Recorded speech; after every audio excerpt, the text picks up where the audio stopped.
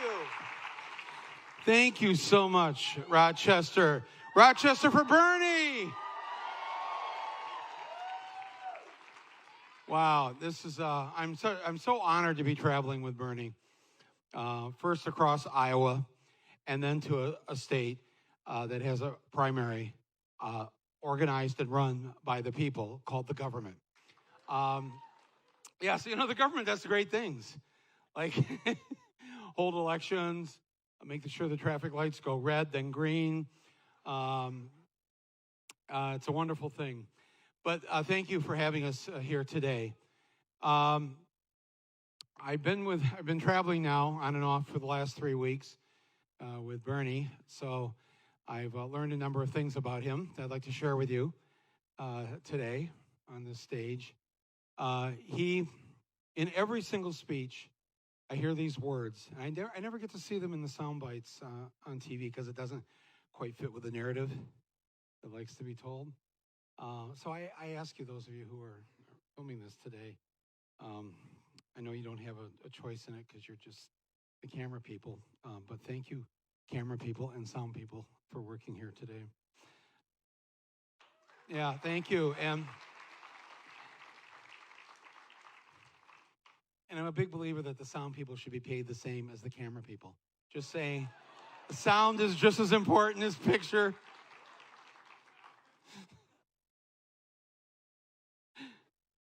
Bernie is constantly talking about, as I travel with him, love and compassion. These are the two words I hear over and over and over again. Because if you believe that if someone gets sick, that they should not have to go bankrupt or lose their home, that's an act of love. If you believe that people should be able to go back to school or get a job or whatever and have adequate and wonderful daycare, that's an act of love. If you believe that this is our last best chance to save this planet in the climate emergency that we are in, that is an act of love and compassion. I am not surprised that the youngest voters in every single poll, first they were doing it like 18 to 29. Bernie had the vast majority of them. There was a poll in Texas last week. 70% of 18 to 29-year-old Texans were for Bernie Sanders.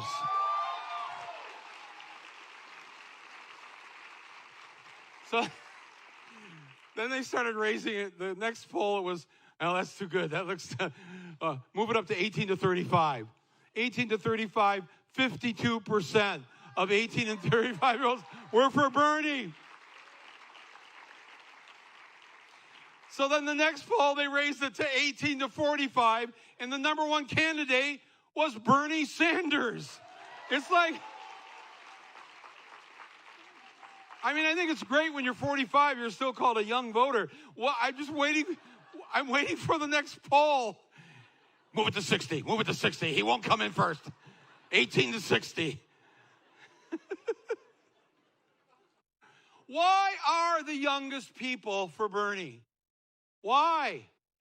But I'm telling you here, when we were your age, with the future, except that's the beautiful thing. Young voters want Bernie because he's fighting for their future. He acknowledges their future. And with all due respect to the senator, he's not fighting for his future. He's in his future. So what's in it for him? Because isn't that how a politician is supposed to think? What's in it for me? And Bernie, I can guarantee you, has never asked that question. Not since the time at 21 years old, 1963, he goes to a civil rights demonstration in Chicago and is arrested. Have you seen the picture? Go online and look at this picture. They're like, he's got police on both arms. He obviously missed the civil disobedience training where he's supposed to go limp. Put the cuffs behind. Not Bernie. Look at this picture. Let me go. I'm not saying that's how he sounded at 21, but it's a fair guess. And the next picture, that same day, they have him chained in the paddy wagon to two black women. It's so powerful. As a kid in college, this is where he was at in 1963. It's a week before Martin Luther King's March on Washington. That's how Bernie has been always ahead of this curve. In 1972, he wrote an op-ed to his local paper about how the government should have no role in telling a woman what she can do with her reproductive rights. This is 1972. This is before Roe versus Wade. In this same article, he says that there should be no discrimination against anyone because they love someone of their same gender. 1972. 1972. This is, for the younger people here, this is just 3 years after Stonewall. The term gay rights doesn't exist yet. He's for gay rights before there are gay rights. It's like, this is his whole life. And so when somebody asked him in Dubuque a couple weeks ago when we were with him, and they said, don't you think you're too old? Don't you think you're too old to be president?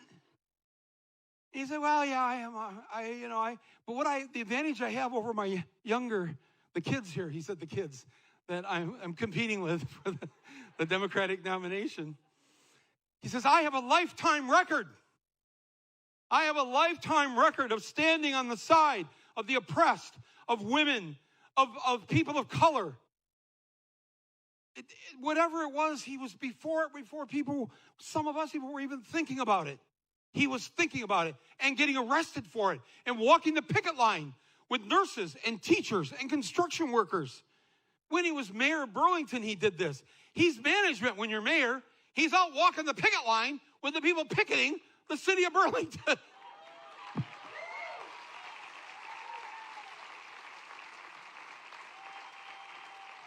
So he said to the person in Dubuque, he said, yeah, so I have this record. That's one thing. You can see it's consistent. I've never changed. I've never sold out. I can't be bought. And there's one thing you know about people my age, if you have grandparents. We don't change. We're pretty set in our ways. And he said, I am set in my ways when it comes to health care, when it comes to daycare, when it comes to mass incarceration, when it comes to the minimum wage. I am that person. I've always been that person. I didn't vote for Republicans who fought against a woman's right to choose, who stopped young people from being, all of this. This is who he is. There's no comparison. It's so amazing if you look at this record of his. And so I'm not surprised that young people are for him. And I have to say this too. I said this, I had this thought the other day. I wanted to speak to my fellow boomers. Any boomers in the audience here? Okay, now, first of all, have you told the young people you know the secret? No, we haven't told them. We don't want them to know because we want them to like us. We started them on the Beatles and Jackson Browne, and they all grew up liking our music, and we liked it. And they were not just our children, but our friends, right? And so, but we've not told them the truth. Boomers, how much did you pay per semester to go to college, to go to university? What? $400 a semester. Young people, are you listening? How much? 100. 100. Do I hear $50 a semester? $50 a semester. Anybody in the balcony? That's how much we paid. If you went to the SUNY system or the UC system in California, you paid zero. You paid for your books. That's it. That's how we went to school. Hey, how's it feeling being in debt until you're 50 now? Not good, does it? So boomers, we taught you not to swear too.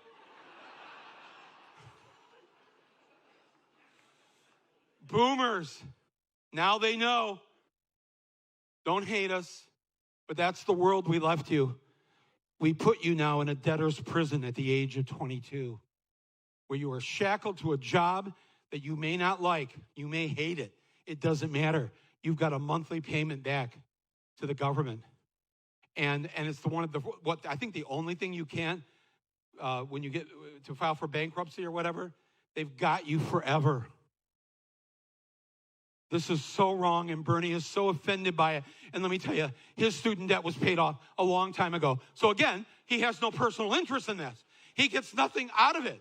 Why is he fighting to make sure that you can go to college for free, tuition free, and to get rid of this awful student debt that you're carrying? Because it's the right thing. Because you know why also? Back in the day of our parents and our grandparents who did not go to college, they thought the most important thing was to make sure we did. They knew the society would get better if we were educated. They knew that we would have new inventions, new discoveries, new cures if we were educated.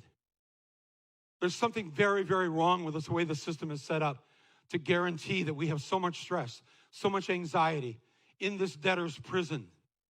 And then as Bernie calls it, the diseases of despair and stress. It's an economic disease, first of all, but it actually creates affects our physical health. Why would we do this to our children? Why? What nation does this to their own? It makes no sense. And now the fact that we are leaving you with a planet, we can't call this climate change. The change has already occurred.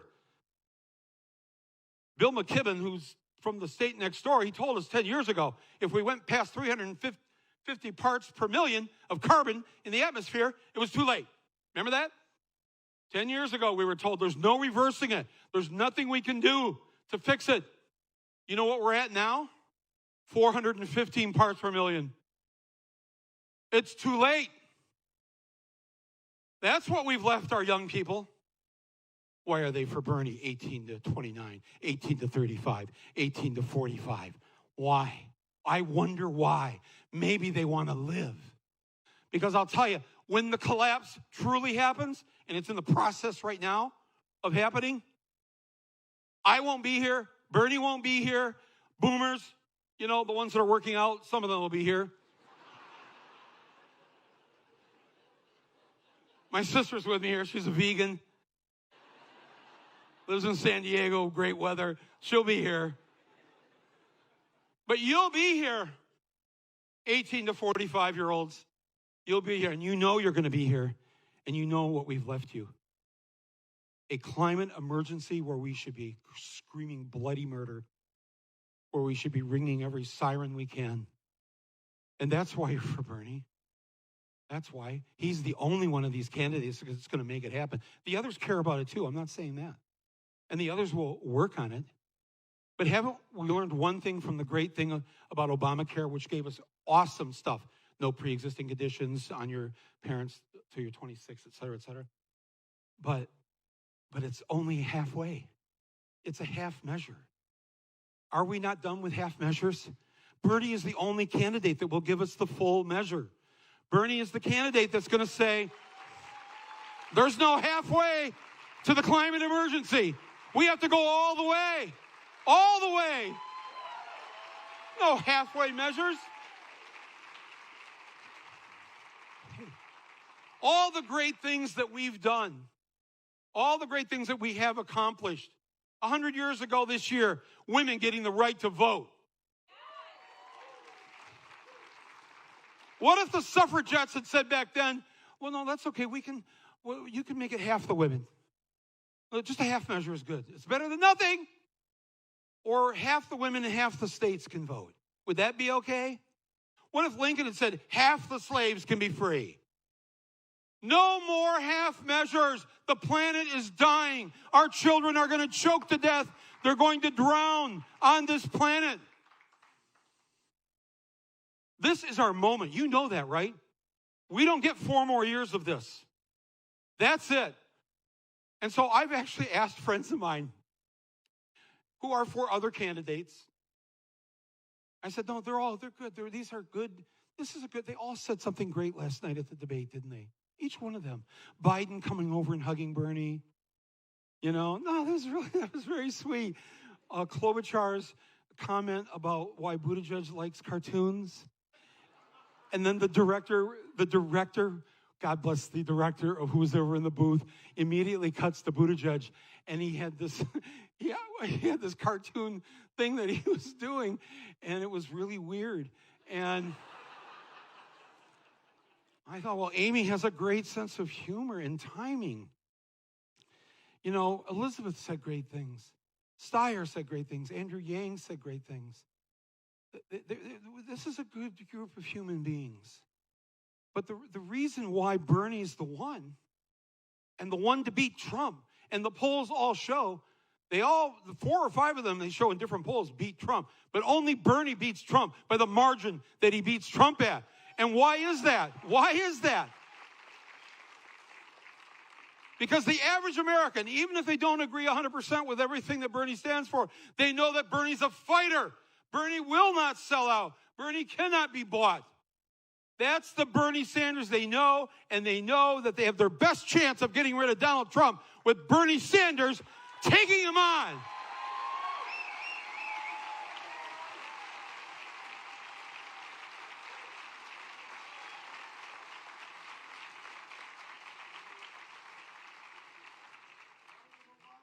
Did you hear in the news this week, and I know we all complain about how we don't hear a lot of Bernie stuff, which is odd considering he's the front runner. Boy, I got to say, the establishment really does not want him. They are scared of him, not just winning the nomination, but winning the White House. Because he's made it very clear that we're not voting for him. We're voting for us. We're voting for us.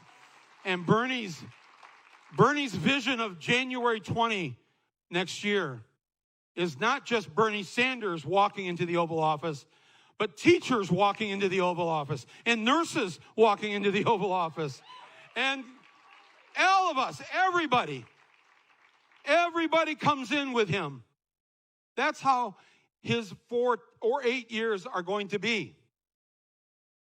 I mean, what would that look like if we had someone in the Oval Office that wasn't afraid? Well, you can't say that. The Republicans won't like that. Well, the Republicans are in for a rude awakening considering how they nullified the Constitution this week. The Republicans...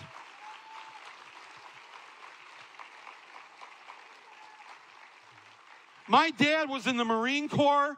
He fought in all those South Pacific battles, those awful Saving Private Ryan every time. He was a private in the Marine Corps, and that thing would come down in the amphibious vehicle, and half of them were mowed down immediately. I don't even know how he lived through all that. And by the time he got into his 80s and 90s, he couldn't believe that George W. Bush was president. He couldn't believe that someone like Donald Trump might be running. It was offensive to him. And I read this story this week, and I read it actually on the Rolling Stone website. It was a news story, and I kept looking for it on other news sites, and only Rolling Stone ran it as far as I could see. Maybe some of you ran it in your papers. It was a story on which of these Democratic candidates has the most campaign contributions from active duty service members. Bernie Sanders at number 1. Did you know that? Now, why does he get more contributions from service members, from soldiers, from airwomen and airmen and sailors? Why Bernie Sanders? No, not only no more endless war, it's because these young people who've been over there to Iraq and Afghanistan, they've seen the truth. They know that they were not sent on a mission to defend you and I. They are volunteers. They make a deal with us. When they go to volunteer, they're saying that they're willing to die, if necessary, so that you and I don't have to. What a gift is that? Is there a greater gift a human can give another human than to say, I will give my life so that you don't have to? That's our voluntary military. And all they ask from us in return is that we never put them in harm's way unless it's absolutely necessary. And we have not done that. We have broken faith. The Iraq War was a lie. Afghanistan is an endless war. This is all wrong. The soldiers know it, and that's why they're for Bernie Sanders.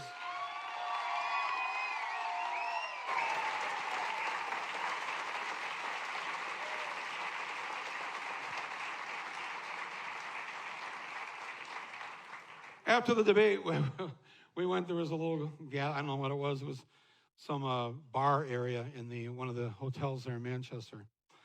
And the pundit class was all there. Their heads are spinning.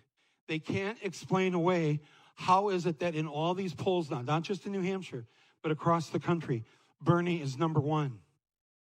They should get out of their bubble and go see what it's like. Because as we crisscross Iowa, we saw Flint, Michigan, all the way from Davenport over to Council Bluffs and Sioux City.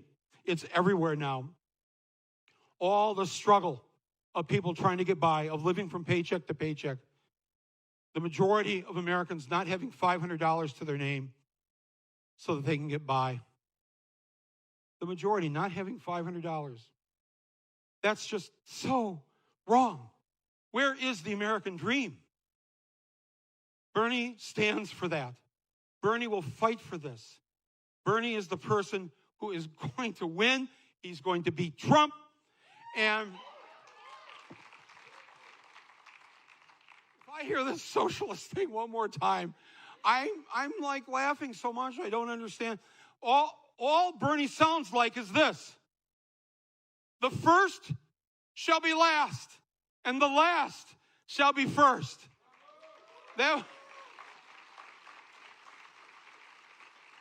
A rich man will have a harder time getting into heaven than the camel will have getting through the eye of the needle. That was a very famous democratic socialist from a couple thousand years ago.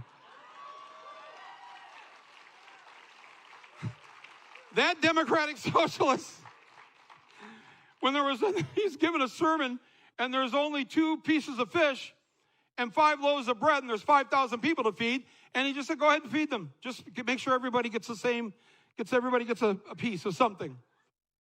Okay. Oh yeah, I know, I'm on my Bible thing, yeah. This is Ari. Let's hear it for Ari over here.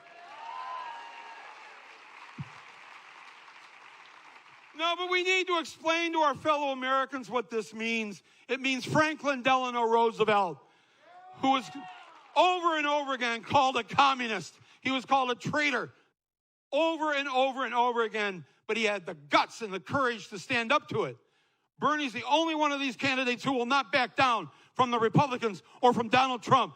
Bernie is the one that's going to get us the Senate back in the hands of the Democrats. Bernie's the one. So I want to thank everybody for being here today. I'm so happy to be here. Let's get out there and make New Hampshire the first primary for Bernie Sanders. Thank you, everybody.